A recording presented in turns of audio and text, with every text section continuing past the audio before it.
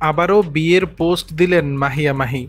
চিত্রনায়িকা মাহিয়া মাহির ব্যক্তিগত জীবন নিয়ে গত ১.৫ বছর ধরে বিনোদন জগতে ছিল নানান জল্পনা কল্পনা। স্বামী রাকিব সরকারের সঙ্গে তার সম্পর্ক কেমন চলছে তা নিয়ে ভক্তদের কৌতূহলের শেষ ছিল না।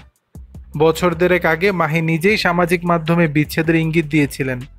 সেই ঘোষণার পর জনসম্মুখে আর দেখা যায়নি তারকা দম্পতিকে। তবে সম্প্রতি সব গুঞ্জনের অবসান ঘটিয়েছেন এই আলোচিত তারকা। অনেকটা নাটকীয়ভাবেই তিনি ভক্তদের সুখবর দিলেন।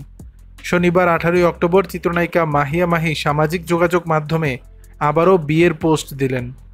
এ পোস্ট দেওয়ার পরই সামাজিক যোগাযোগ মাধ্যমে ভক্ত ও শুভাকাঙ্ক্ষীরা এই দম্পতিকে শুভেচ্ছা জানাতে শুরু করেন। তাদের পোস্টের কমেন্ট বক্স ভরে যায় ভালোবাসার বার্তায়।